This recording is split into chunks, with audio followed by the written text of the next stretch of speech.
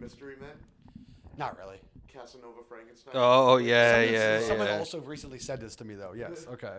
Dude, that's a good movie. Yeah, it was all right. It is a good movie. I just don't remember it that well. Jennifer Aniston. Yeah. Tom Waits is in it. William H. Macy. Uh-huh. Yeah. Janine Garofalo. Janine Garofalo. When she was hot. I'm gonna make an offer to Janine to play her. Not like that. All right. Well, before we put this on the podcast, hot's a strong word.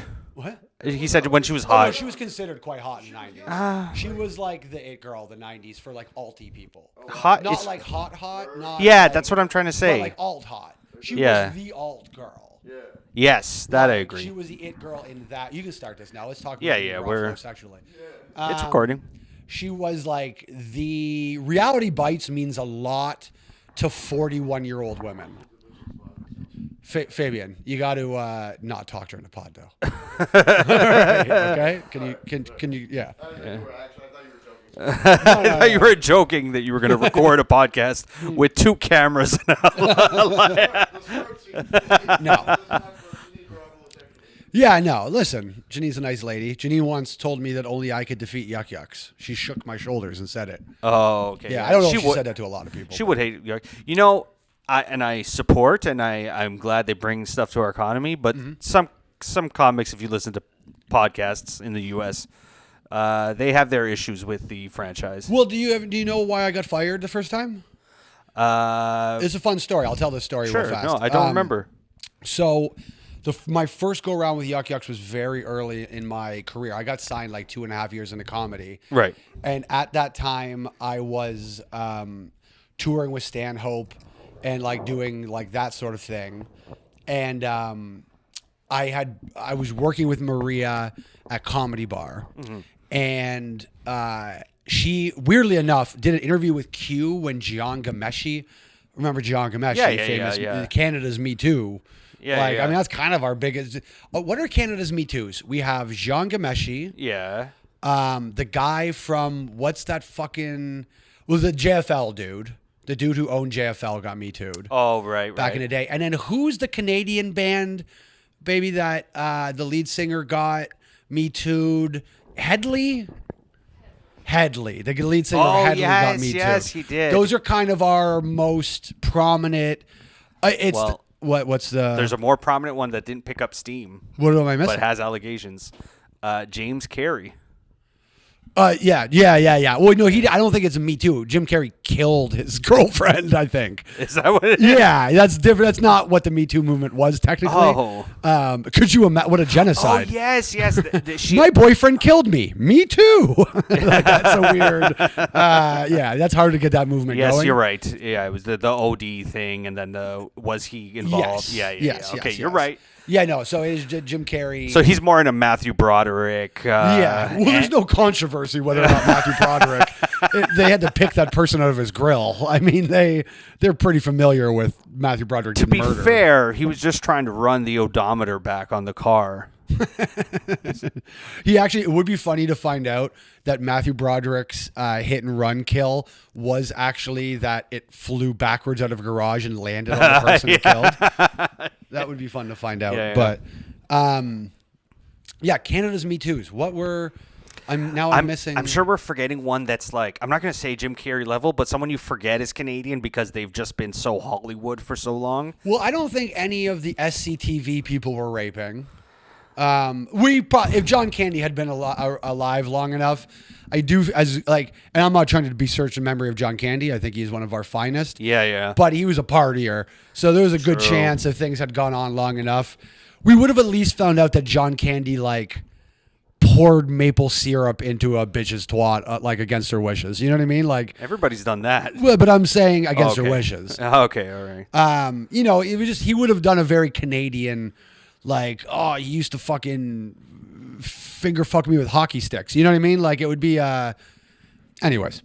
I'm throwing out just a random whatever I just typed in Paul Anka Me Too because I felt like Paul Anka might have Me Too. Timeline wise, but nothing is coming up. Paul Anka's just a good dude. Okay, good for Paul Anka. Oh, sorry, but the story, John Gameshi. Yes. So John Gameshi is interviewing Bamford on Q. And at the end of the interview, you can still look this up online.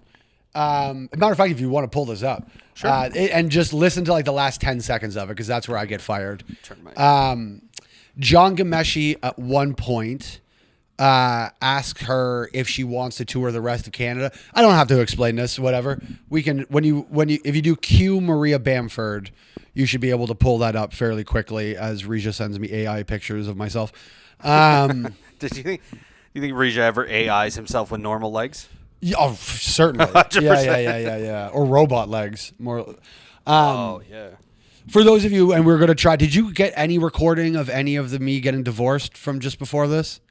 No, you guys walked out like I do. Okay. But you stood up almost immediately. She said, "Don't record." Yeah, the getting divorced part. Yeah. And then the second it was over, I clicked record, and then you stood up and walked away, and I'm like, "Oh, Well, okay. that's fine. We'll just still put that in the beginning. Sure, yeah. This is, the context you'll see is me getting up. That was us finalizing a divorce that started 12 years ago or something.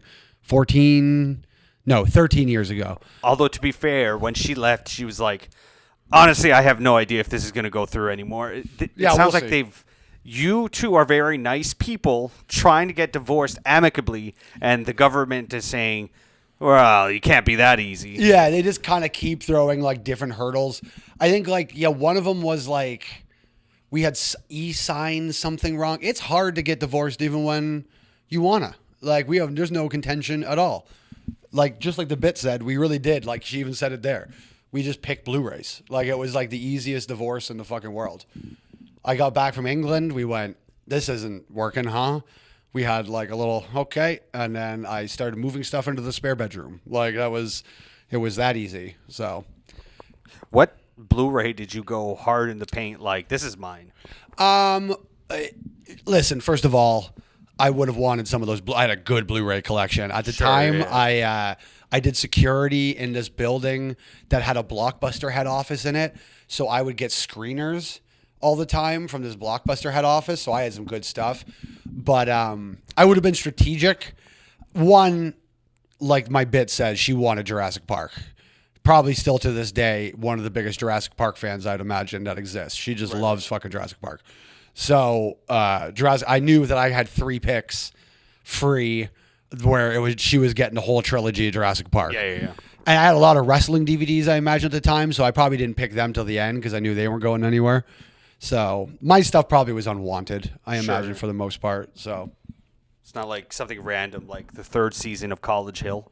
No, I don't. To be honest with you, I don't even know what College Hill is. College Hill was a reality show produced by BT where they were students, but they would like go abroad and study somewhere. So my favorite seasons, they go to the U.S. Virgin Islands, and they're a mix of half Virgin Islanders, which are like West Indians, and then Americans, and then they fuck, and it's a real world like. Sure, but it was reality. Yes. So it wasn't like, what was that teen thing where the high school students were on a boat for some reason? Ryan Gosling. Breaker High. Breaker High. Yeah.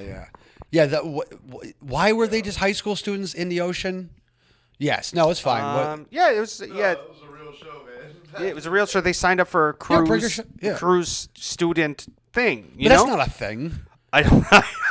You say it as if that's just like a thing that exists. No. I didn't. That you can just sign up to take high school in the ocean. I didn't question it at the time. Who wouldn't sign up for that program? Like, yeah, you would obviously choose to go take high school in the ocean. So, is this Maria Bamford thing not going well? No, I found her being interviewed on Q, and it was 11 years ago, but it is not Gian Gomez. So she did Q after he got fired. So what's fun about it is that Jean Gameshi is who gets me initially fired from Yuck Yucks and then goes on to rape ladies. Use BDSM. Passionately beat them. Yes, use BDSM as a cover for beating ladies. I'm sorry, more accurately. Yeah. I'm gonna find this and I'll send it to you. He's brown, so I have to defend him wholeheartedly, no matter what. Oh yeah. No matter what he's. Yeah, it's not. Maybe she suppressed it. I don't see why she would. I bet you I could still probably kidding. find this. Yeah. 11 years. You're right. There's that one. He did go away, but he wasn't like me tooing that guy. Are you about to? Are we having a rape defense? No. what I'm saying is he was Canadian famous for like 2 seconds, so that was an easy like get him out of there. You know? Yeah. There's no defense coming from, even if, let's say he didn't do it. He didn't have enough supporters to be like, no, not him. We all just went, all right, I don't know, get him out of there. Yeah, he probably raped. I don't know, beat it. I think a lot of the Me Too movement was like, we lost a lot of people we didn't care about that much. I'm scrolling through. This interview might be scrubbed. Yep. That's interesting. I feel like it wasn't that long ago that I saw it still up. And there's still John Kameshi content with Q on this. But yeah, this interview does appear to be gone. So I guess I'll just tell you how the interview ends. John Kameshi says to her, because she's promoting doing these shows at Comedy Bar. And John Kameshi's like, how do we get you to do the rest of Canada? And she goes, I don't know. Is there like a bus or something I could do? Yeah. And she goes, joking. I heard the Mark Breslin and Yuck Yucks. Isn't there some sort of suppression with the whatever? And John is a fucking Toronto Jew. So he's like, let's cut that out, right? So he's a Toronto entertainment Jew. He knows not to talk about that. Is he? I always wondered what he was. I thought he was Indian because... I don't know. I guess I just know John and Paige Megan are like the two Jewish guys I know. Maybe he's mixed. And so John being Jewish in that I've just put on Gameshi. Yeah, somebody in the room Google that. But I believe John Gameshi may be Jewish. Anyway, he clearly didn't want to hear this argument. So he like cut it off. And you could tell Maria knew she had like that comic brain poked her, that she had like obviously hit something that was sensitive. Sure, So then she was like, you all have to rise up, whatever. And then so they fired me because I was working with her, and then she had said that. So, oh, really? So you said nothing on the subject. I do believe I might have defended her point of view on Facebook along with it. So I think there was accompanying materials at the time. Listen, here's the stance on Yuck Yucks. What I didn't understand as a young comedian is where Yuck Yucks would inevitably be in like the place for everybody. Yuck Yucks is very necessary in the ecosystem in Canadian comedy. It's just when you're a young comic, you think it's like the final destination. Like, I got the Yucks. Now I can just be a professional comedian and have my bills paid and stuff. And then you get there and realize that's not the case. And I think if you go in with the wrong idea, it could be very disillusioning. But when you actually just use it properly for what it is, and like you can have a very symbiotic relationship with Yucks. I'm a good comic, so they like having me. I like my calendar being full, so I like them. Like that's kind of the relationship you need to have with them. If you think that they're going to be like your steward of your future or something, that's where you start getting a little disillusioned because they don't, it's a business and and how many 75-year-old ex-alcoholics do they have that they got to still take care of that the franchise was built on? They're never going to be loyal to us. You know what I mean? Like the franchise was built on a lot of these guys that are still around. Sure. Whoever's liver hasn't given out yet. You know what I mean? Like they still got to keep those guys fed. So, you have to have your own perspective on it or whatever. But back then it was just my brand was piss and gasoline. It was like how do I burn a bridge and turn it into marketing at the time? So support Yucks, your local Yucks, sure. Everybody. I'll go through which ones to support and which ones not to. I'll go through individually which franchises the Ottawa Yucks. Great. Yeah. Fucking love Howie. Ottawa Yucks is honestly the only thing I wish in the Ottawa Yucks. They've got the cool fucking old vintage logo, and they make them like hide it in a corner and use the current Yucks logo. The old one's sexy. It's like neon and purple. It fucking looks awesome, and I wish you could put it on the stage. If I ever film something, I'd consider Ottawa, but only under the conditions that for the night they put the old Yuck Yucks logo back on the room. I fucking love that old Yucks logo. No, anyways, most of them are all right. It's one-nighters that suck. Yeah. But hold on. I just want to close off the loop on a storyline if someone's listening. John Gomeshi, both of us off. He's Iranian. Persian. So, okay, and so the Megans are Iranian Jews. So that does track that John would then be an Iranian. He's listed as Muslim. No, but I'm just saying that gotcha, John now then is that an Iranian name, so it's not an Iranian a Jewish name. I Yeah, getcha. That makes more sense. I now. getcha. That's why the Megan boys were, and I believe, Iron Sheik's dead now, so I think we could probably break kayfabe, as they say in the wrestling business, on this. Which he never broke. Well, the Iron Sheik's Twitter, what a lot of people at the end of the Iron Sheik's life know him for, that was them. They were like running that at the end of the day, and like they always said they were cousins. They're not cousins. They like just handled the Sheik, but because they were Iranian, they could have like whatever. I'm sure probably in his private time the Sheik wished death upon all of them, but I'm sure quietly after smoking a nice bowl of crack, the Sheik prayed to Allah that he would strike both of them dead. Yeah. But he was nice to them to their face. So how long after, let's say you die tragically like now, how long after do you think is an acceptable amount of time for Kennedy, is for her to like make money off of your name somehow? Immediately. Like use no. moment. I don't mean how quickly after, how long after. Like, meaning, how long is an acceptable milking period? Juiced as fucking. I didn't give you enough when I was alive. So if you can find a way to monetize my death, do it. Yeah. Erica Kirk the shit out of this. It's going to be fucking Kennedy loves arguing. That's true. Yeah. And the numbers are going to go through the goddamn roof. Could you imagine if I was a hot blonde girl? This show would be doing so much better. And I like you, but if you died and the next day she's like, so it's Monday, are we recording? I'll just go, I'm sure. Yeah. And she's going to be like, big surprise. I have Nicki Minaj. Yeah. Nicki Minaj is here. Yeah, right wing. Yeah. You'd be good. You'd be all right. And the right wing would love you. Like, you're German, you're beautiful, you're blonde. Like, you have exactly what is necessary. Sure. Yeah. Also, this is good content after she had to watch me get divorced finally after 13 years. So, But, speaking of Kennedy, the first thing I wanted to bring up was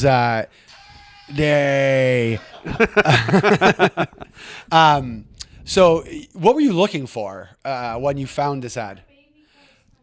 So Kennedy's sister-in-law, it was her baby shower this last weekend, and is this a couple thing?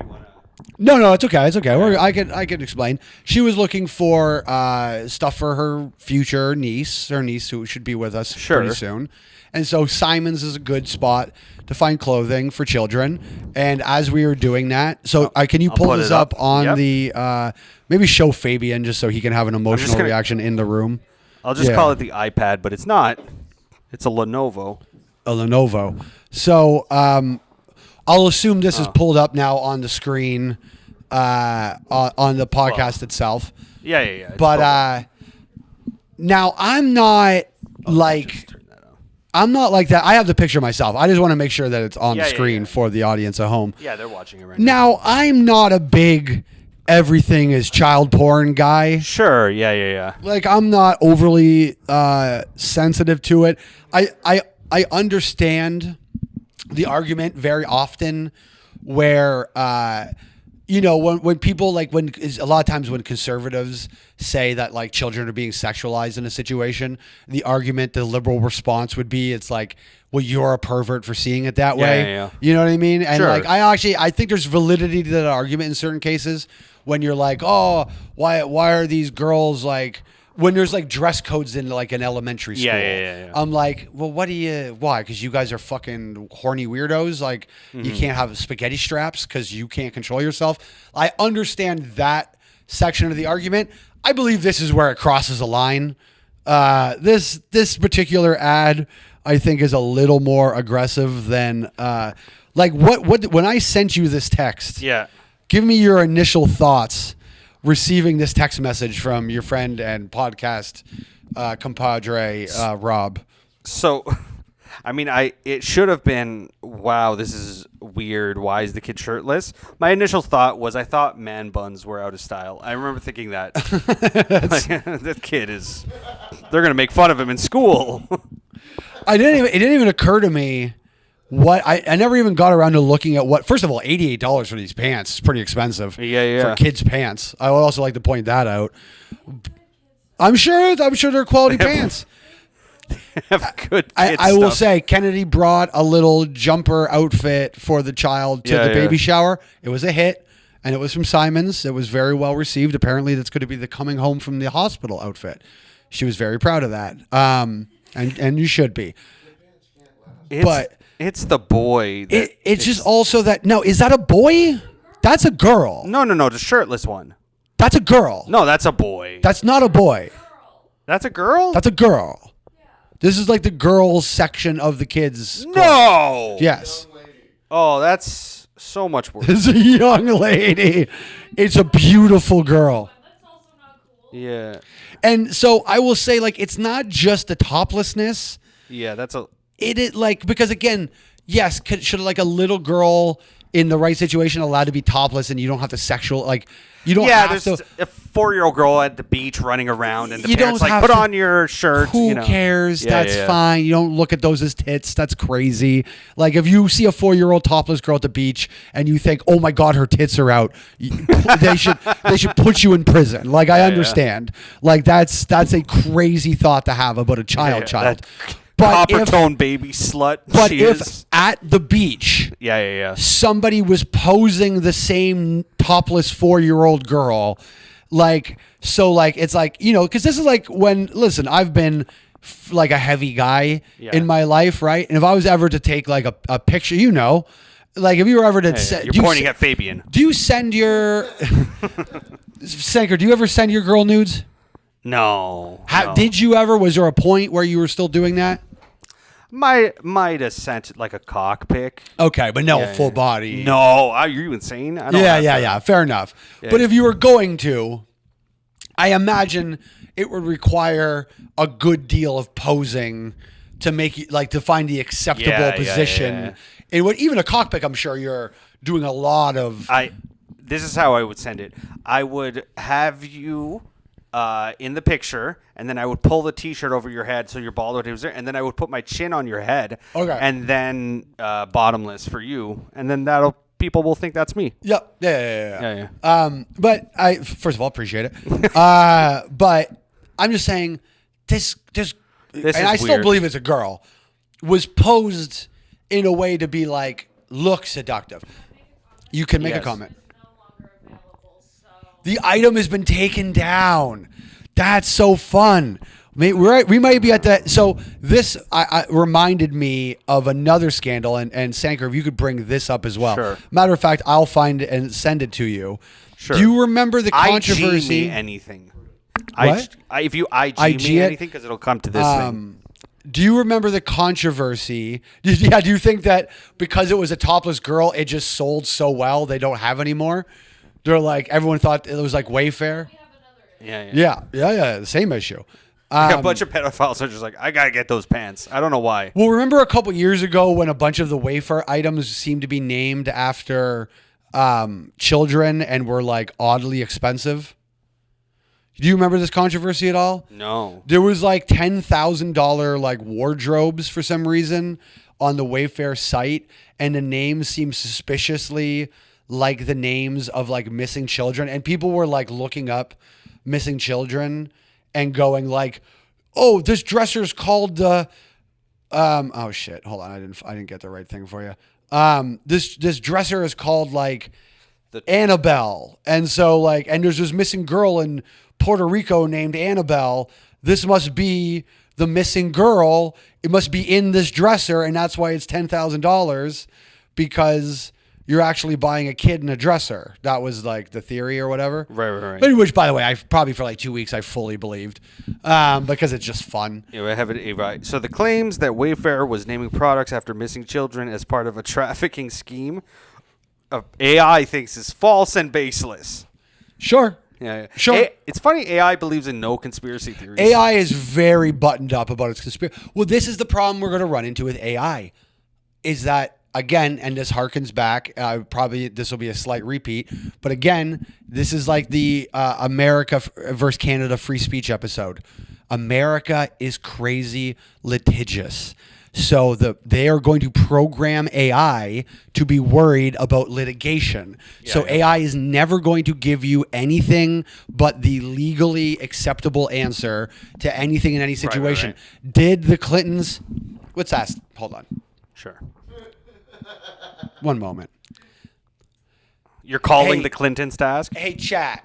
Oh. In your opinion, have the Clintons ever killed anybody? And I'm not talking about when Hillary was Secretary of State, where she obviously killed a bunch of people, or when she shoved a thing up Gaddafi's ass and I laughed about it. I'm talking about the Clinton kill list. Let's see what it has to say about the Clinton kill list. I sent that up to you on IG too, by the way. The picture I was. Sure. Yeah. Let's pull it up. Let's see. What is it? Short answer, no. There's no credible evidence that Bill or Hillary Clinton have murdered anybody. Tell that to Norm Macdonald's ghost. Longer, calmer answer with the volume turned down a notch. The kill list is a long-running conspiracy theory. It's been around since the 1990s. It basically works like this. Someone connected, sometimes very loosely, to Clinton's die. I the heard death about gets investigated. The investigation found natural causes. Yeah, that guy that committed suicide in the back of his head twice. That's just natural things that happen. But anyways, everyone who cooks for Obama and has a closeted gay background dies in a pool of water, and everyone who does something the Clintons don't like commits suicide to the back of their head a couple of times. Yeah, but anyways, I'm an extremely closeted gay man. You're gay? No. Norm. Yep.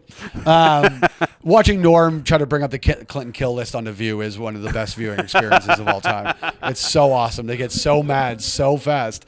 I want to get the homicide out of the White House, which, by the way, doesn't even work as a rhyme. It's one of the least clever things Norm's ever said. So this Simon's ad, I'm hoping there's a controversy around it now that it's got pulled down, but it reminds me of this from a few years ago where the coolest monkey in the jungle controversy, where they had this. And I will say now, until I went back a couple days ago and looked at this again, I had forgotten how black this kid is. This is not a Drake black kid. The kid that they put in this hoodie is dark. Is he the only kid in the hoodie, or is this a? This was the one picture. They did replace him with an adult white later, but at the time, this Somali daycare student was the only person that H&M put on this cover. So this was the point in my head, because the reason this came up in my head was it was not that I think a bunch of people are going to go jack off to the Simon's website. It's not that I think that now they will. Yeah. Well, no, it's been taken down. Now you're gonna have to jack off to the fucking podcast, because we're gonna be the last place you can see the picture. Right. Who just didn't catch it? Like, this is almost like the H&M thing's almost evidence. Either there's only two options, right? Mm-hmm. It's either somebody is insanely racist, like they're super duper racist, and they let this go through, which seems unlikely. Or they're so not racist that the concept that putting a little super black kid in a monkey hoodie was not going to be seen favorably. Yeah, colorblind. They just didn't think it was a big deal. They never even saw the issue. It's like it's entirely possible that that's the case.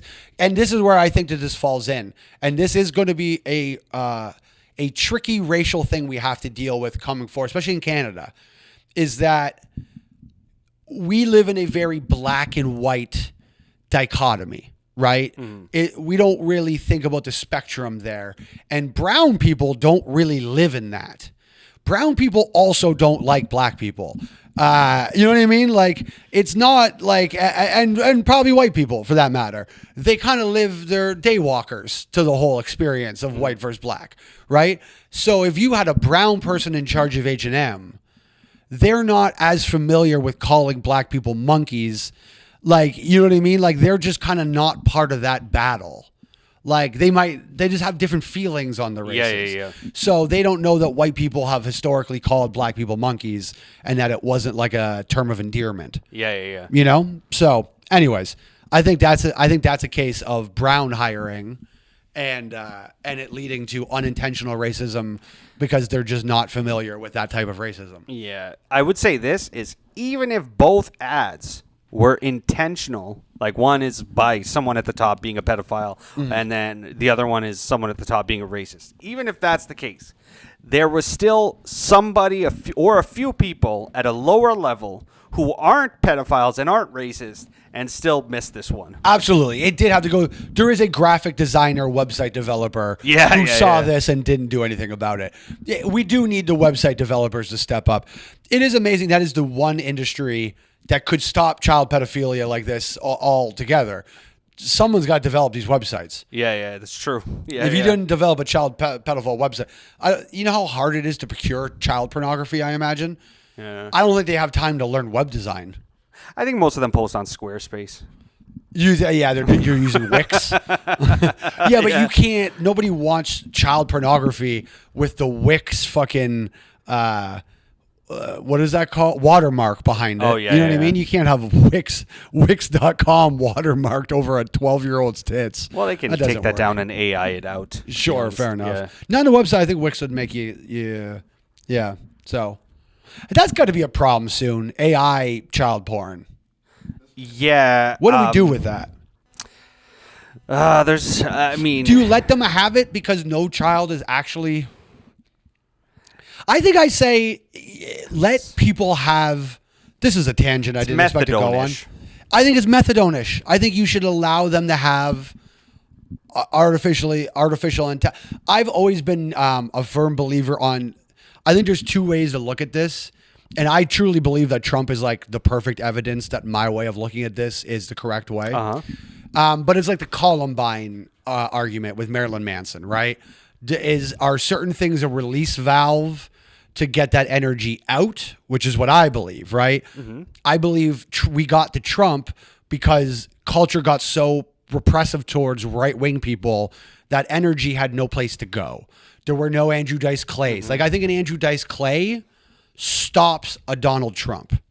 I think if you have stuff in culture that lets you get that fucking energy out a little bit, it doesn't fester and it doesn't get organized and it doesn't become political. You got to kind of let those ideas have some sunlight and then they don't get retreated into the other. The other idea is the sort of video games cause violence and metal music causes whatever. But I don't think that that's the case. I think access to fucking guns is what causes school shootings. I think and also, how about the two-parent working household the leads to school shootings. The fact that there's no parent left in the household now watching the fucking kids compared to in the 50s when there was. But then, they bought their guns to protect their family because we've spent all this money to convince them that the world is more dangerous than it was when they grew up, which is statistically not true. The world was far more dangerous when our parents grew up than it is today. And but they convince you completely otherwise, so you arm yourself to the teeth.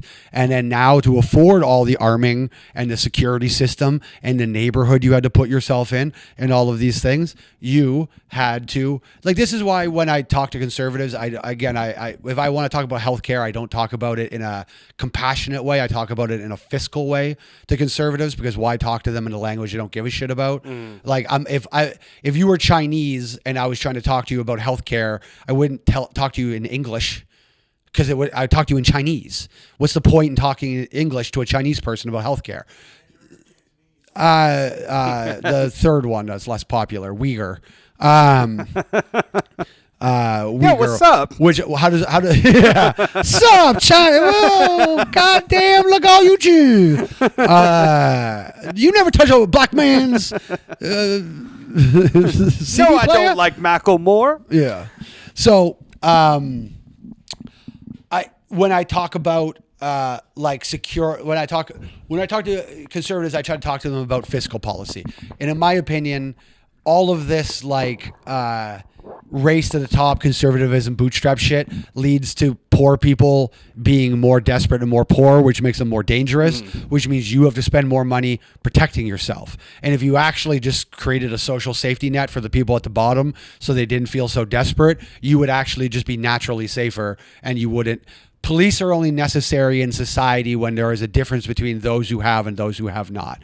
And as the difference gets bigger and bigger, the police become more and more necessary. Whereas if the difference wasn't as bad, we wouldn't have to have as much protection because people wouldn't be as desperate. Anyways, what the fuck was the original point of all of this? I really got to track my tangents better. Conspiracy theories on kids. That's how we started. Yeah, sure. Just that's why we have school. I don't believe that those things. I don't think that violent video games lead to violence. I don't think that rap music leads to violence. I don't believe those things. I think they can be a release valve that is necessary. I think when you can't talk about something, right. That's when it becomes an issue. Right, and you were saying Andrew Tate could have been a release valve. Trumpy stuff. But honestly, yes. Like, if you just allowed... Again, I always cite the moment is Mad Max Fury Road. And I will always say this. There is a particular moment in history where I think culture finally went, men had to go, this movie's supposed to be for us, and you're making it about how we're awful. Can we have nothing? And that is what led to all this shit. So, no, I think AI child porn... would probably be a listen because I think well they have the so do the doll like listen this trying to rebrand sex predators child sex predators as what is MAP man minor attracted person. Peoples or whatever. Now listen, I think, and this will be controversial to a lot of people, I think, we had a trans comic here this weekend, and they referred to themselves as having gender dysphoria. And I was very appreciative of that, because I do think that the getting away from the fact that is part gender dysphoria, that is a clinical psychological disease, is actually not doing trans people any favors. Mm-hmm. Like, I actually think it creates an understanding and a framework in which we can all exist in like a reality. I think what a lot of conservative people are afraid of with like the Jordan Peterson sort of intellectual class of conservatives that are nervous with trans stuff is just the degradation of like a common reality, right? Like I have to pretend this thing that I'm seeing is not the thing that I'm seeing and whatever. But if you could deal with it where it's like, oh no, listen, the same way we go, I have autism, so if I'm kind of a cunt to you, that's why. And people sort of just accept that now, right? Like it's a similar thing of just, hey, listen, I got gender dysphoria. This is how I feel. I think that's like a ground that we could all like live in, right? So I'm kind of willing to go, okay, I was just born wanting to fuck kids. That's just, please don't clip that part. Don't make that the breakaway clip for the week. It's not a clip, but right after I play Kennedy, I just want to fuck kids. I can accept that there are non-acting pedophiles, right? Mm-hmm. That there are people who are attracted to children and do not act on it, and we don't need to punish those people, right? You probably have a lot of empathy for those people. Like, that sucks. That's a shitty bug to be born with. You know what I mean? It's just, and what I'm not here to speculate on the environmental factors that lead to that or whatever. But say that is just you're born gay, you're born trans, you're born wanting to fuck kids. Let's just say those are, and I'm not comparing those, just to be clear. I guess I should probably have put some other things in there, do whatever. But, and by the way, some people, I fully believe people are born racist. I think you are naturally born racist. I don't believe this. And let me have my argument to this. We fear things naturally that don't look like us. When a deer sees a rabbit for the first time, it's afraid of a rabbit. It doesn't know the rabbit isn't a danger to it. It doesn't know that I'm bigger than the rabbit. The rabbit should be afraid of me. The rabbit's also afraid of the deer. They're both afraid of each other. They don't understand until they grow a little while and experience each other. They actually have nothing to be afraid of in that situation, right? It's actually the hunter in Bambi that Thumper and Bambi should be afraid of. Sure. They don't, like, Bambi, the first time he sees Thumper is like, oh, he's going to take my wallet. Like, you know what I mean? Like, you're going to have that reaction. I think, like, naturally, if you're not if you don't understand and have experience with people of other cultures, you're gonna think, that's not like me. Like a baby's gonna be. I imagine if you put a white baby and a black baby in front of each other, they'll be a little freaked out if you could like hear their thoughts. There's two theories. Other people say no. They think it's if they see it early on, they think no big deal because colors, everything is around you. Like you even in that sense, like a fucking blue sky, you'd be like, whoa. You wouldn't be mad at it. You would just be like, whoa, look at this nice black skin and this nice brown skin and this nice yellowish tint, but I'm not going to call them yellow. This nice red skin. Yeah, you know. Say red skin. But I also think, is a baby not freaked out by the sky the first time it sees it? Maybe. Does it maybe take a few times to seeing the sky to go, oh, that's a thing that's way up there that has nothing to do with me. It's fine. It's there all the time. It's okay. Yeah. And also it's a dome, and at the edge of this is, you know, an Arctic circle. Well, and Ed Harris is watching me from above the dome in a beret for some reason. Nobody talks about that from Truman Show. What a fucking faggy decision that was to put Ed Harris. Oh, Ed, you're playing like an artsy director. Could you wear a beret for this? Oh, yeah. In every fucking scene for some reason. Every goddamn scene, you're going to be wearing a beret in this movie. Like, that's not that's not almost a weirder a concept than, like, you know, whatever. So.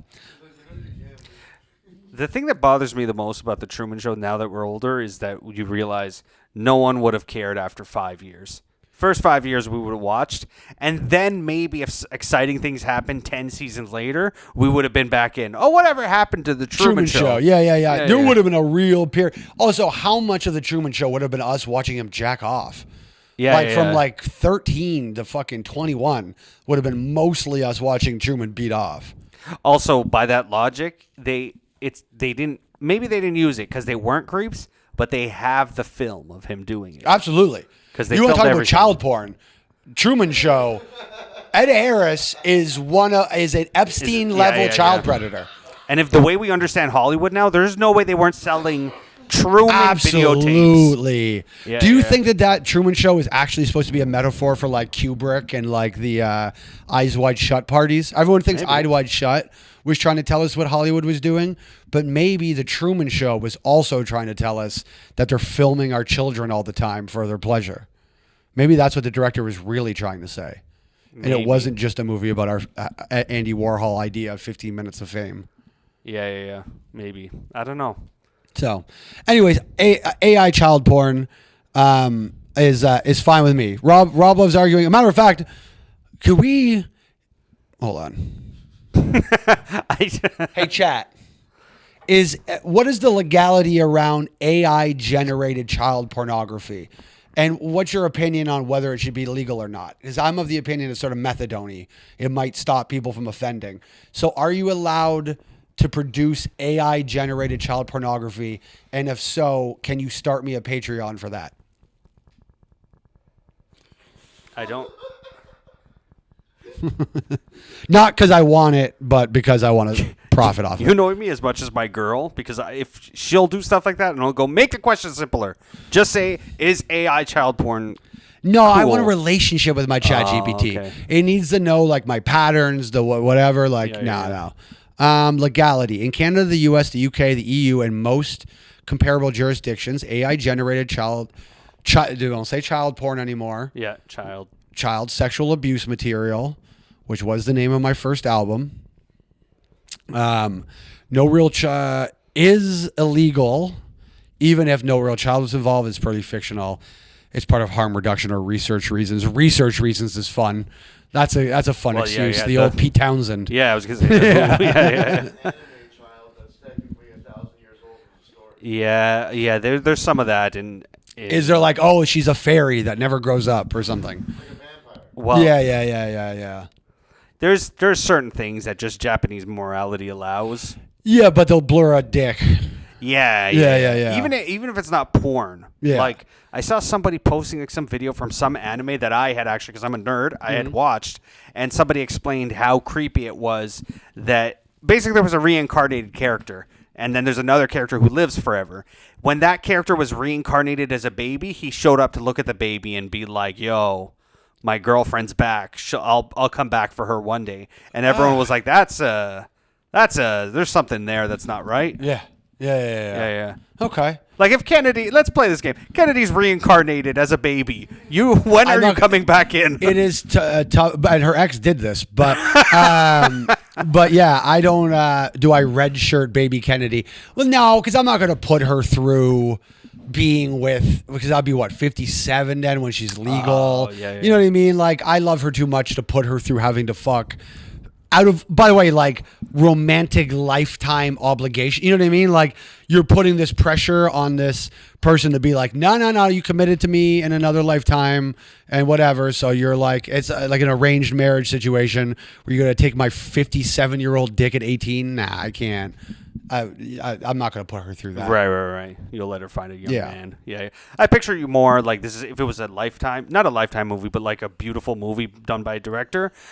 She's like now it jumps to the part where she's like 19 and she's on a date with some hipstery guy that's talking a lot, and she sees you across at the cafe and she just smiles like, hey. Yeah. I'll always love you. The problem in my life is I'm still just working at the cafe, even at 57. So that's no good. You're serving. I'm serving 19-year-old Kennedy. The 19-year-old has a better job than me. He has a nice car. he's still doing better. Thank you, baby. Oh yeah, do a shot. Hold on. What? Oh, Kennedy. What are we? Oh yeah, here you can. Oh yeah, right where you. Here you can.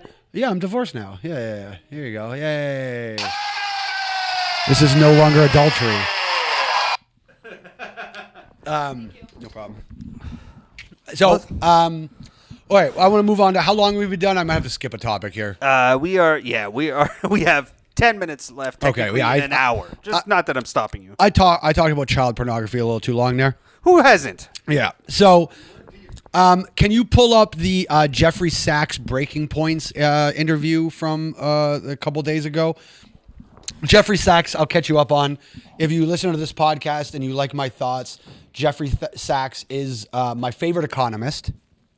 He wrote a book called End of Poverty that I found to be very influential. It was essentially about how if every developed nation had donated 0.07% of its gross national product to ending poverty in 2000, the year 2000, we could have eradicated extreme poverty by 2015, which extreme poverty is people who live on less than $1 a day.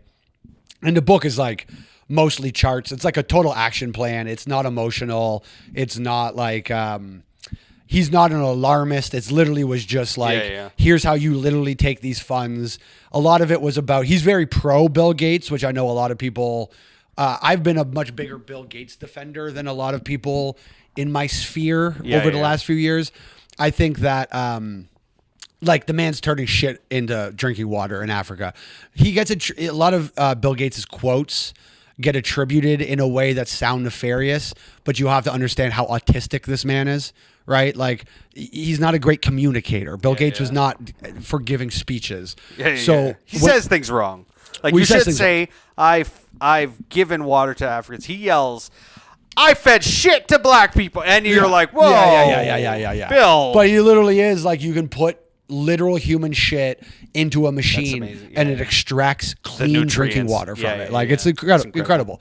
And what they don't realize is a lot of the Bill and Melinda Gates Foundation work is mosquito nets in Africa for malaria. People really are not in touch with how big a problem malaria is and why Africa's not developed. Yeah, but you know why they don't have their support? I've slept in a mosquito net. It's terrible. It's very hot, and especially in a hot country. Yeah, well, but you didn't die afterwards. And a lot of the people, like, why did it take so long to build the Panama Canal? Well, because a lot of the people who were building the Panama Canal kept dying from malaria. So how you can't develop a nation is because a lot of them can't work outside in conditions where these mosquitoes exist. So this book, which I love, and I think everyone should read. I think they should teach End of Poverty in school, quite frankly. But a big thing about it is like the birth rates in Africa. And Bill Gates' quote, the quote that everyone uses against Bill Gates is actually in this book, is Bill Gates is quoted as saying there are too many Africans. And so people use this quote against him all the time, like he wants to just kill people. Sure. But what that actually means is when the birth rate in Africa is high, what that generally means is that the child mortality rate is also very high or low. I don't remember what that whatever means kids dying means. That's the one. So the birth rate goes up when more children are dying, essentially. Doing a little replacement. Because they're like, well, if we have 8 kids, we expect 3 or 4 of them to die, right? You can't just have 2 kids because they're still an agricultural egalitarian society. Right. So you need children to work and to whatever. Like you're part of the system of a family when you're kids. So if you have 2 kids and they both die on you, you're kind of fucked. So you need to have more children to keep up with being able to keep up with the ones that might die on you. So when Bill Gates says there's too many Africans, he's not saying, let me go kill the Africans. He's like, things aren't going well in Africa because because the birth rate's gone up. He's just super fucking autistic. So he's not going to take all the time to explain all that. Because he assumes if you're listening to him, you probably already know that. And then a bunch of dummies get the quote and don't know what to do with it and misattribute it. So anyways, Jeffrey Sachs is great. He's an economist. What his job was to go around the world when communist countries became free market. His job was to stabilize their currency. I'm really dumbing down probably a lot of this, but whatever. So he did like Poland and Bangladesh and India and all these countries that kind of were becoming free market first world countries. He stabilized their currencies. He said the only one, I just find this interesting, that he wasn't successful with was Russia. And he said the reason is because how secular Russia was. And that because even though Poland, which was right next door, was fine, he said the reason was because they had the Catholic Church. There was a basis of morality that stopped them from falling into like cronyism and from robbing each other, which Russia didn't have. But anyways, Jeffrey Sachs, I think he then went on to be the economic advisor for the Vatican, and I'm pretty sure he's a Jew, which I might just be, I might be John Gameshing him right now. But, he's not like a Catholic fella trying to spread the word of Catholicism. Yeah. But the Catholic Church loves one Jew every 2,000 years. Yes. And they got a lot of money. So if you're going to be the head of something with funds that actually try to do good in the world, the Vatican ain't a bad place to start if you were whatever. So he did that. Anyways, I think he's a very, and I split from this on a lot of liberals. I am very, I'm a little pro globalization compared to a lot of people who fall into my belief system, because in my opinion, I'm liberal for the whole world. I'm not a nationalist. I'm not liberal for Canadians. I'm not liberal for Americans. When we do globalization, what happens is when we start putting factories in a country, the education level of women go up. Because now, even though I did just have an argument about this, how it happened in North America, that somebody should be staying home, what happens is that when the men have factory jobs to go to, the women then go to school instead of just having children. You get out of that egalitarian sort of agricultural system and you get into a more first world system. So if you want to look at the one most correlating factor of a country's GDP, it is the education level of women in that country. Are we good? No, yeah, you're okay. No, you want to. The more you teach the women, the higher your GDP is. So what we found is that when we go into countries of globalization, the eventually, listen, everything, the joke used to be, oh, it's made in China. And there's a lot of bullshit still made in China, of course it is. But now, look at your tags. It's Taiwan, it's Bangladesh, it's whatever, because what happens is as globalization hits these countries, the actual minimum wage goes up. The working standards go up. Now, here's how I would be Bernie Sanders for the entire world. I would force American companies to behave like American companies globally. If you want your headquarters to be in America, if you want to not have tariffs, to not whatever, you have to behave like an American country in that country. So you can't just now. I will obey their minimum wage, obey whatever. I'm not saying you have to pay them $15 American an hour to work in a factory in fucking Bangladesh. That's not going to work. You gotta but you have to pay them their living wage. You have to have some sort of minimum working standard past the countries. We're not going to rely on Bangladesh for that. Whatever. That's what I would do. And if they didn't live up to that, I would hit them with tariffs if they want to bring their product into the country. It shouldn't be about who's winning the trade war. It should be about who's using child labor to make our shit. But that's an argument for another day. Anyways, can you get to so this is Jeffrey Sachs on Breaking Points, the only, aside from this podcast you should be listening to for news. But they discuss a lot of the Greenland shit. I don't want to overly discuss Trump taking Greenland. It's not going to happen. It doesn't really matter. Listen, Greenland is strategically important for NATO. This is, we'll talk about what the real Greenland shit means afterwards. But I was more interested in 1730. If you could skip ahead to 1730 in that video. I'm more interested in what Jeffrey Sachs's opinion is on what's happening in Iran. This is not the subject of the interview. This is not why they had them on. But Jeffrey Sachs is about as tied in to global politics as you could be as a technical outsider. And he has some very interesting things to say about what's happening in Iran. And this is the one that was like literally 6 hours ago? Yes. Okay. So, yes. 1730, you said? 1730 is the first time marker I'm interested in. Oh. 21 is good enough. I've decided. Perfect. My fat fingers have difficulty.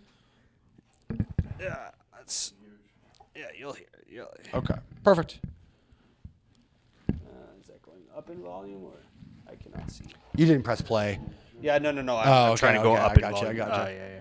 Here we go. Or the Washington Post, God forbid, that's the CIA outlet, or the Wall Street Journal, which just chortles on who's going to make money on what particular venture. The lawlessness has been there for a long time.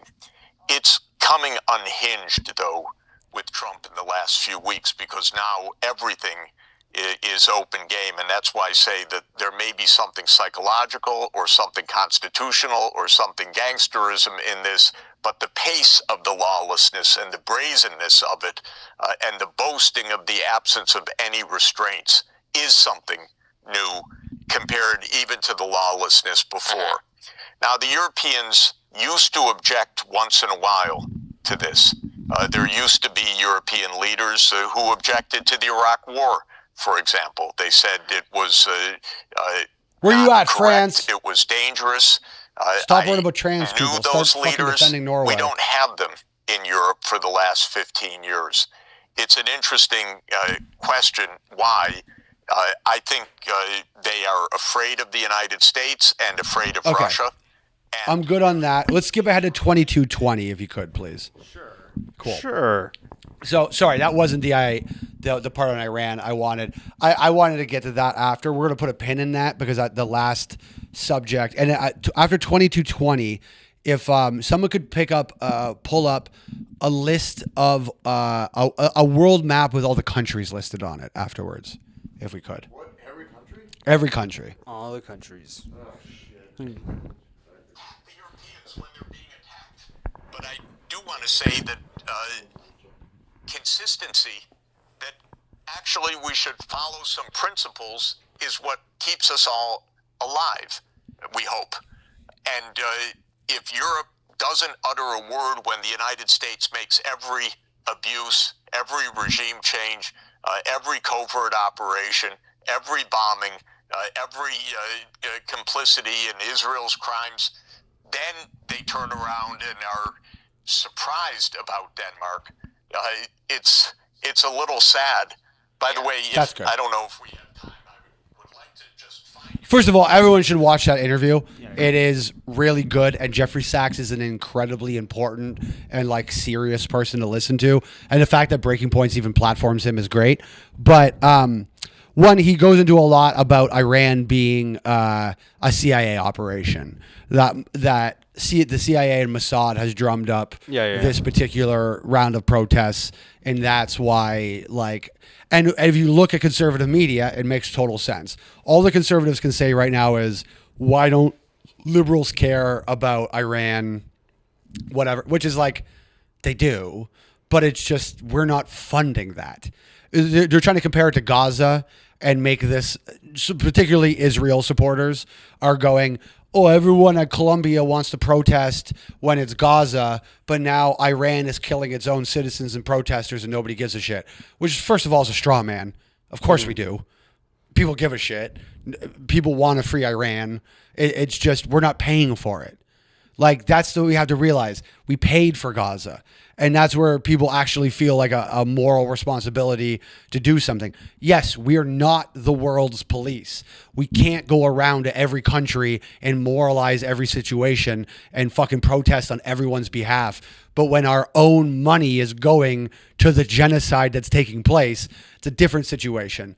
So and listen, it makes total sense. I don't want to speculate on whether or not the CIA is behind the protests in Iran. And by the way, it would be one of the rare situations where I'm like, all right, CIA, do you, if you can get Iran flipped, then great. But if you look at Venezuela, if you look at Iran, and you look at strategically Greenland, has anybody in the room played Risk?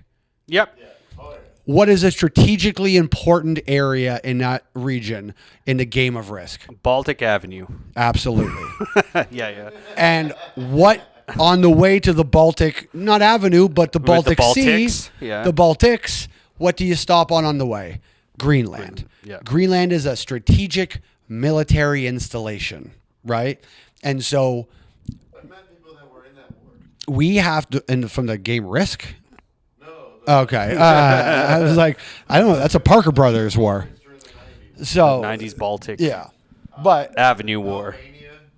yeah. Well, you would know Albanians. But anyways, there's one good one. It's Action Bronson. You can keep the rest. But I grew up with Romanians, so I've had a natural blood feud with Albanians my entire life. I was a unofficial member of the Romanian Kings Mafia from the age of like 18 to 19. To the point where I strongly considered getting the tattoo, but not in fact Romanian. Yeah. And Well, you don't know. I could be Romanian. I would like to think I'm prettier than Romanians. Romania's no, because 23andMe is too serious, and also I could be Romanian. So I'm just gonna assume you're Romanian from now on. I don't like it. But the only good thing about Romania is Andrew Tate. But anyways, so here's my thing. I'm not doing it. Only because I don't want them to have my, because what's going to happen with 23andMe is anyone who did it in America, you're a fucking idiot, because wait till the healthcare companies buy the lists from 23andMe and then they find out what your genetic markers are and what you're predisposed to having later on in your life, and they jack up your insurance based on your your markers or whatever. Yeah. So fuck that. I don't want them to know what I'm going to have. But anyways, I think with Greenland, with Venezuela, with Ukraine, with Israel, with all of these things, what are we doing? We're playing Risk. We're making sure we have a place on the board everywhere. We're making sure that certain groups, certain countries are in our control strategically on the fucking board. That's what we're doing. It's not about needing to know we're serious. It's already happening. We're already in it. When they look back at this period of time in the world, this is going to be part of what they consider World War III. We're already in it. Like, we're here. We have already captured Maduro. Do you think that when they shot Franz Ferdinand in the fucking head, which, by the way, is one of the history's most interesting stories. Yeah. Do you know that they initially, when they tried to kill Franz Ferdinand, they missed? They fucked up the initial assassination on Franz Ferdinand. And then later that day, the assassin happened to just run in to Franz Ferdinand. Fucking accidentally. The entire course of history and world politics changed because the would-be assassin accidentally ran into Franz Ferdinand later that day. He did not get him on the first attempt. But anyways, Maduro, all of these things. We're not going to go, and there's not going to be a day in the future we look at and go, that's where World War III started. We're already in it. Buckle up. This is it. We're in. And the teams are being divided right now. So before we go, if one of you can pull up a world map on their phone, we are going to do the first ever World War III draft. Each side is going to get 10 teams. based on strategy, strength, positioning on the globe.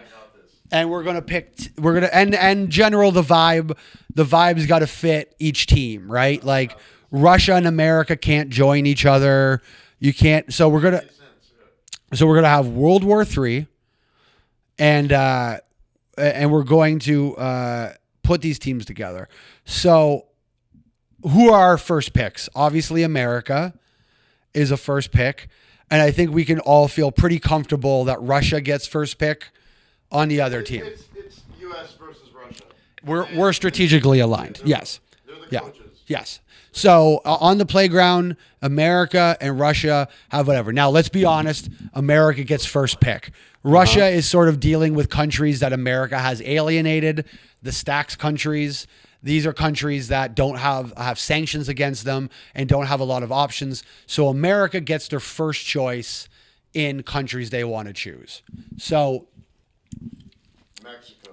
with the first choice, hold on, in the World War III draft, America chooses its best friend and heterosexual life partner, Israel, ladies and gentlemen. Israel is the first pick in the World War III draft. I like it. Makes Okay. So now, sense. They've been playing hard. and listen, if you're going to have a Robin, some people would argue Israel's the team captain, and they've picked America as the first pick. It's controversial whether who's in charge of that team, right? I believe that team already is in one of those situations. It's like the San Antonio Spurs, right? When they tanked for 1 year while they already had David Robinson, and it got them the draft pick they then used on Tim Duncan. I believe Israel is actually the Admiral. Is that David Robinson? That was his nickname, right? Because he was in the Army. I believe that Israel's actually the David Robinson. Fuck that even. The Greg Popovich of their team. Coach, the greatest coach in NBA history. And America is the Tim Duncan. That's going to lead them to a bunch of championships. But I believe Israel is actually the team captain. So Israel has the Iron Dome. that's, yeah. They have So. a kaiju made out of missiles. So, if America picks Israel first, I think it's very obvious the first pick for Team Russia. Homosexuality is illegal, but they have the most trans people per capita. Please welcome Iran, everybody. Oh, that's their first choice? First pick. Russia's been there for them. Yeah. They shouted out. You got to go with who brought you to the game.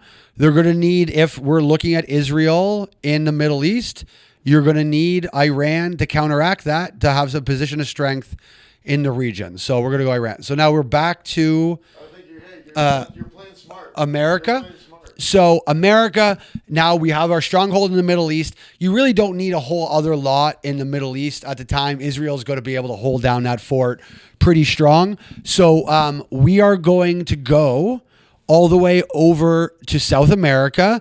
And I think that this choice is also going to be pretty obvious. A lot of people are going to say Venezuela, not Venezuela. Ladies and gentlemen, welcome to Team America, Brazil, everybody. Oh, man. Brazil, it's not Guyana. Oh. They're anti-American. It doesn't matter. No. No, they are Here's it. anti-American. You are thinking 3D chess, my friend. Donald Trump is going to go to Brazil and free Bolsonaro from prison. Bolsonaro once again becomes, for I believe the third time, the prime minister of Brazil. Can I pitch a different attack? No. Can I pitch the next one? What would you say? The Philippines.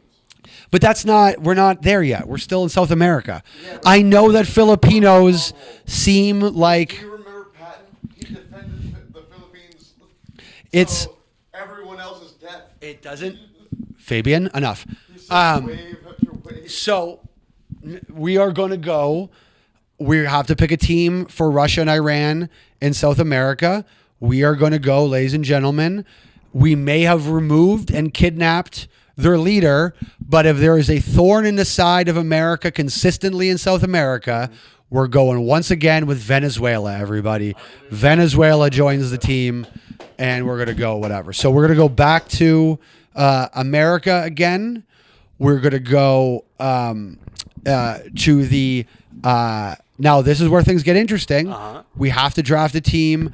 Now America has a PR problem, right? You can't just go around picking all of the biggest teammates in the entire world. You have got to be very strategic about who you pick for sympathies. So, ladies and gentlemen, getting picked on Team America, Taiwan. Everyone, Taiwan joins Team America. Back in the game. Well, that necessitates an obvious enemy. Ladies and gentlemen, but here's the thing: constantly, America has been able Russia has been able to one up America at every turn. Every time America puts sanctions on somebody, they hand somebody else. Yeah. And so this is the big one, ladies and gentlemen. And if you've been paying attention to their politics for years, this has been a very important boiling point. You might think naturally after, and this is just like my divorce, where I could have picked a wrestling DVD when we were splitting them up after she picked the first Jurassic Park. But instead, I picked something I knew she probably kind of want because she wouldn't pick the wrestling DVDs. Yeah. So instead of going with the obvious answer, ladies and gentlemen, joining Russia, India, everybody. India on the fence. No, right now. The temples look the same. Right now. Temples and churches look the same with India is absolutely on the fence between these two right now. They'll take Russian oil. They'll take American oil. They're friends. India is very in bed with the Russian team, and you would think naturally you would pick China first, but America has already picked Taiwan. They can't get China. So before America has a chance to pick India as their partner, Russia swoops in and picks India. So this puts Indian Muslims, Russian Muslims love each other. So now this puts America into a tough spot. They are very behind now in the continent of India, the continent of Asia. So what do you do to combat things in the continent of Asia? What you need to find is somebody in the region slightly, and we're going to go outside of Asia for a minute, that's willing to do some dirty work and is big enough to do some things. Ladies and gentlemen, Guyana.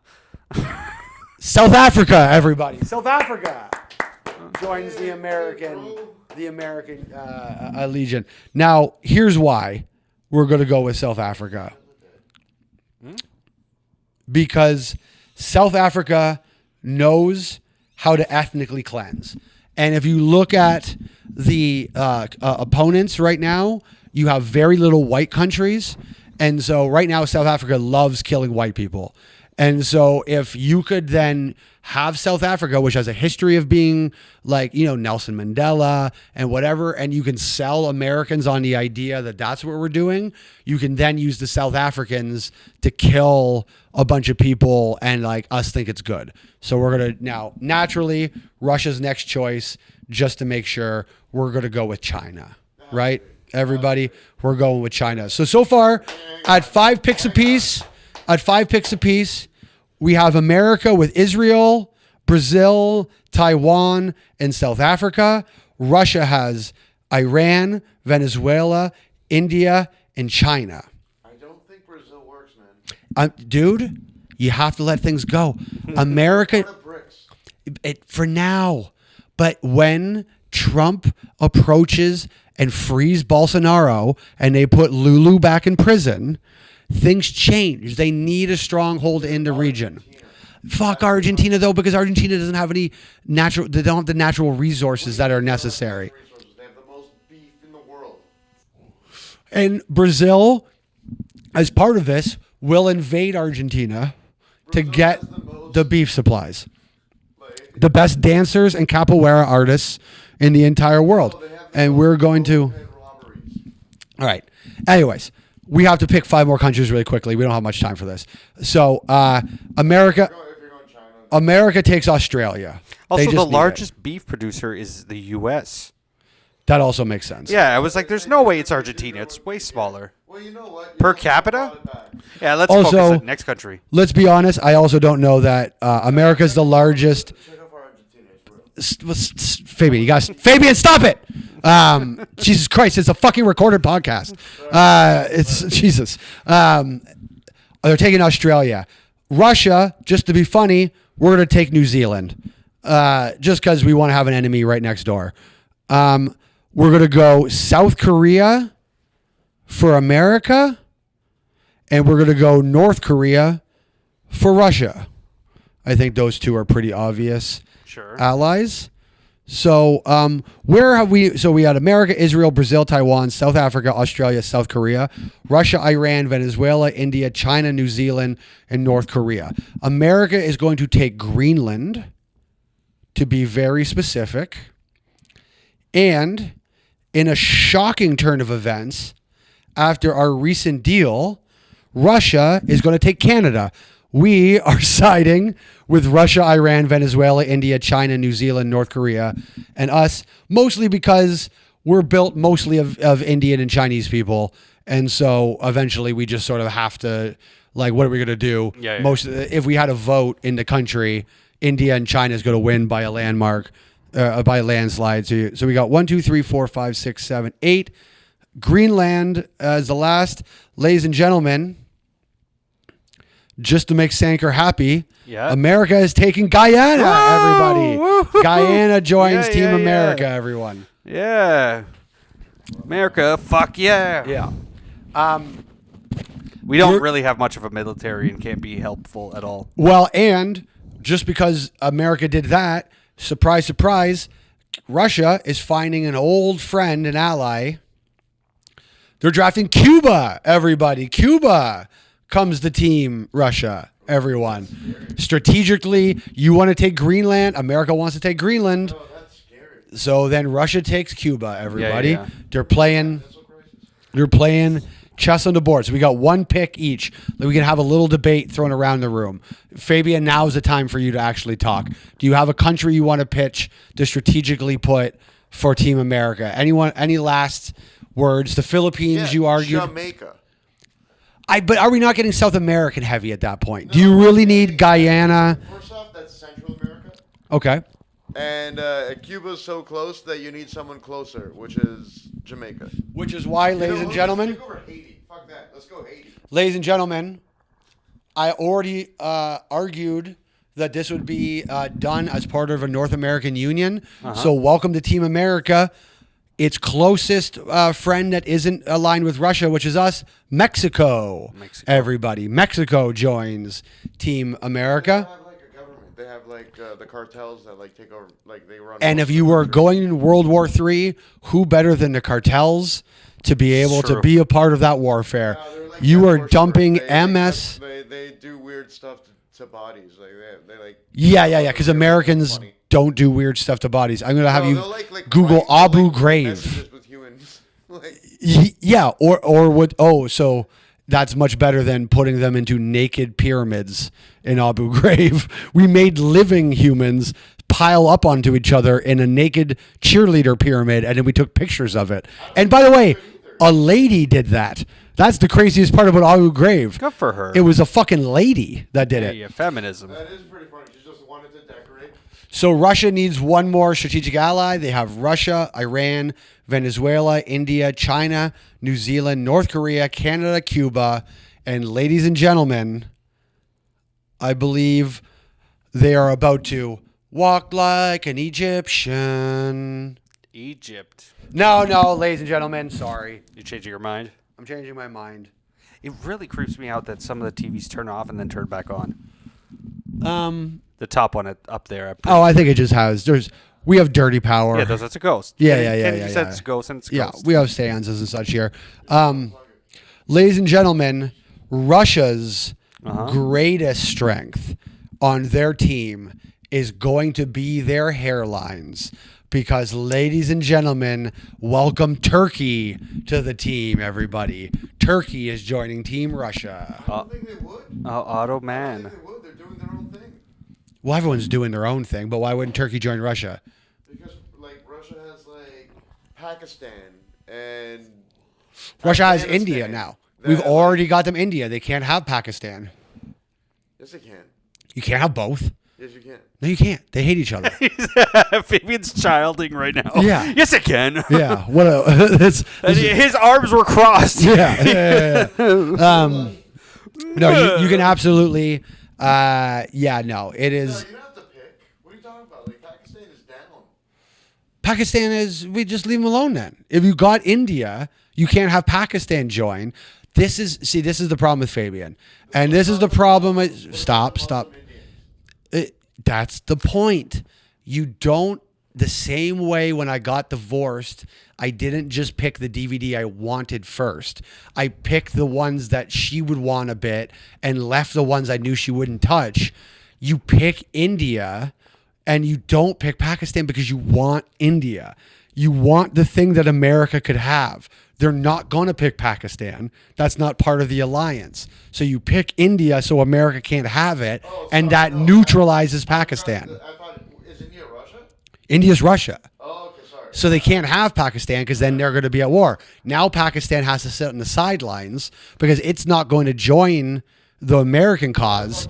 And I thought India was America. nope, no, they stole. That was the big steal. So the big surprise is that Russia steals India and Canada in the draft, which essentially at this point is like the same country. So they get both. And yeah, so we'll see how that turns out. That's those are my teams for World War III. If you go to Calci.com, I believe, or FanDuel.com here in Canada, use the promo code Rob Loves Arguing, and you can live bet who will win World War III. On the thing, I believe the odds are in Russia's favor currently. I believe they are plus 160 on FanDuel to win World War III. And now keep in mind, the problem with betting on Russia is if they win, they will make gambling illegal because of the whole Muslim tie. So they will behead you for your winnings. So I would encourage you to put money down in America because it's really the safest bet. Not because they're going to be for sure that they're going to win, but because they're really only payout available. Because the whole Muslim nature of the other team will make they will behead you for gambling.